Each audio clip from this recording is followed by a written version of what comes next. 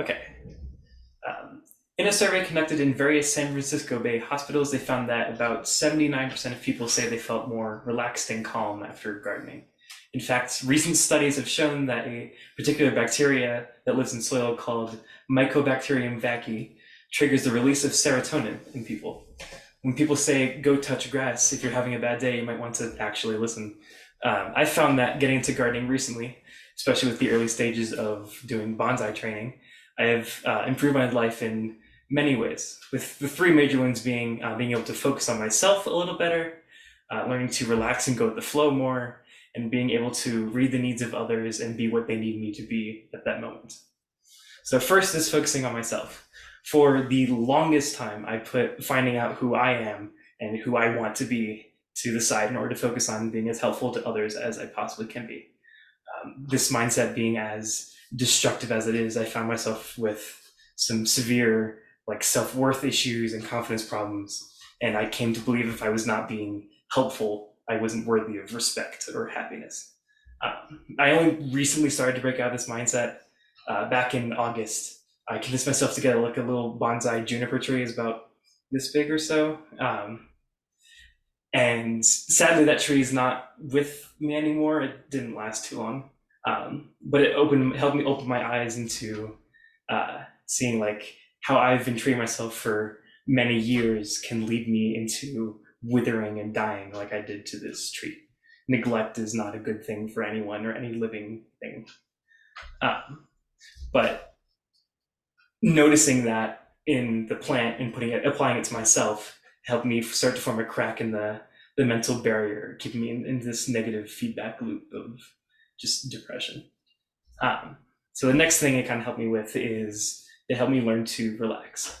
So after the fail of the juniper that died, I didn't give up. I went online, did a ton of research, mainly what I did wrong, what I can do better, and just kind of stuff that can help me moving forward.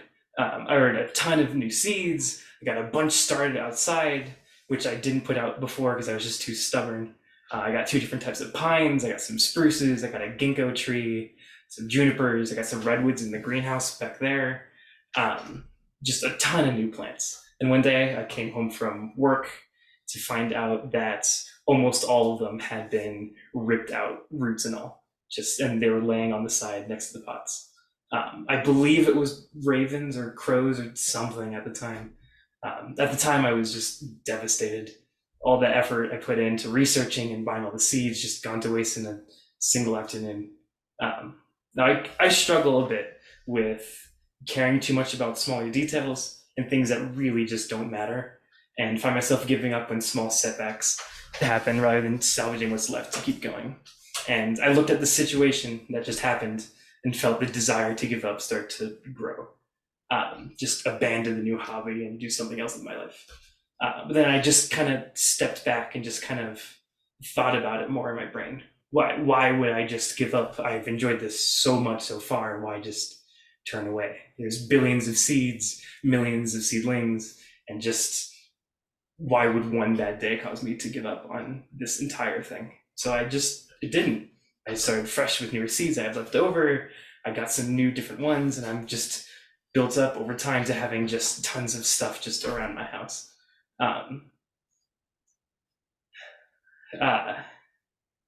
Since then, I've always find myself trying to think more rationally in frustrating and stressful situations. Stressing out just makes it worse, so why not just take it easy, right? Just go with the flow more. So another thing that gardening has helped me do is help me just read people more. So back in December, I was given a packet of seeds, which one of them being this guy, Delonyx regia, also known as the flame tree. They're native to Madagascar and have these beautiful red flowers that only show up about 6 years after they sprout from the seed. So he's got another 6-7 years to go.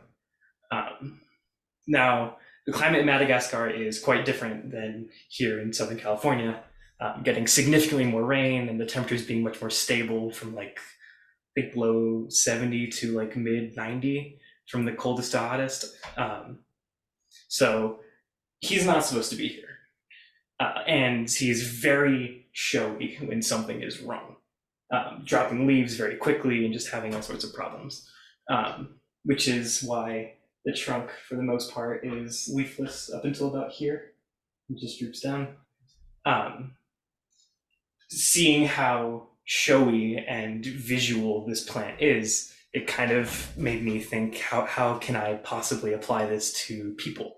Because yes, before I sacrificed my own comfort and happiness for others, but it doesn't mean I was good at reading when my help was actually warranted or needed. I was oblivious and still am for the most part. Um, and with how obvious these things are, maybe at least attempt to looking into people's motivations and like how they think more. Try to pick up on clues when I'm actually being helpful, when I'm just being in the way or annoying, and should leave. The specific conditions of trees the specific conditions that trees need to thrive is not dissimilar to how people needing different forms of support when they're having a problem or need help. You wouldn't use the same soil mix for every plant, just like how you wouldn't give the answer to someone who needs to fully understand something in order to move past it. And then another like lesser thing it's kind of helped me with is through my success with these guys. Um, I find myself like healing some of the self-worth problems I have. I'm capable of doing something right, so I should have more confidence in myself to do other things. I truly did not think getting a random tree last year would lead me to this, but here I am. And it's just helped me get a healthier mindset, just roll the punches more, and just be more aware of people around me. And that's it.